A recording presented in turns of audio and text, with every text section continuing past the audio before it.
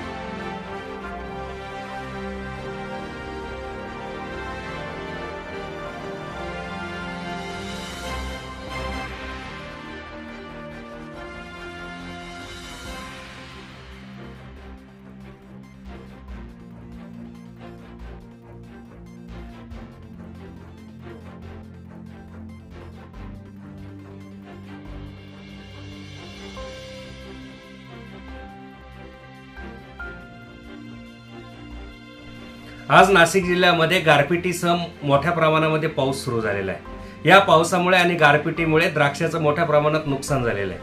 नाशिकमधील सटाण्यासारख्या परिसरामध्ये आज हार्वेस्टिंग सुरू आहे।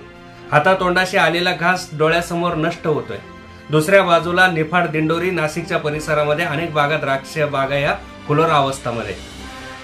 गारपिटीमुळे द्राक्षाच्या पानासह घड जमिनीवरती पडले। अनेक ठिकाणच्या अनेक शेतकऱ्यांचे फोन मला येत आहेत। आताही बाहेर पाऊस सुरू आहे। खरं म्हणजे यावर्षी कुठल्याच शेतमालाला भाव नव्हता। टोमॅटोला भाव नव्हता, भाजीपाल्याला भाव नाही। आता पण भाजीपाल्याला कुठलाच भाव नाही। शेतकऱ्यांच्या घरामध्ये काहीच आलेलं नाही। या वर्षीची दिवाळी सुद्धा चांगली शेतकऱ्यांसाठी गेलेली नाही।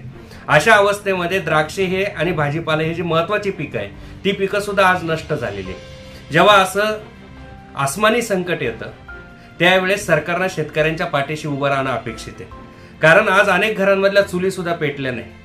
शेतकऱ्यांच्या हातामध्ये काहीच नाही।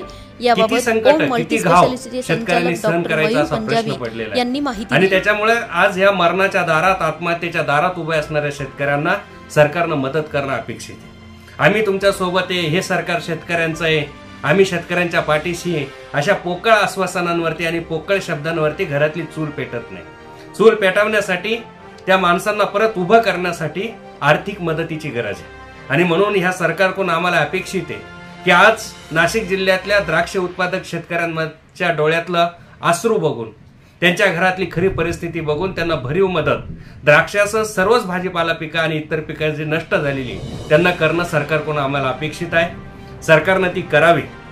आजच्या काळामध्ये अशा रक्ताळलेल्या शेतकऱ्यांना बरोबर घेऊन रस्त्यावरती संघर्ष करण्याची वेळ स्वाभिमानीला येऊ देऊ नका, ही सरकारला हात जोडून विनंती आहे। अर्थात सरकारला ह्या भाषा कळत नसतील तर मग मात्र या सगळ्या नुकसान झालेल्या शेतकऱ्यांना बरोबर घेऊन रस्त्यावरची लढाई लढायला स्वाभिमानी सक्षम आहे।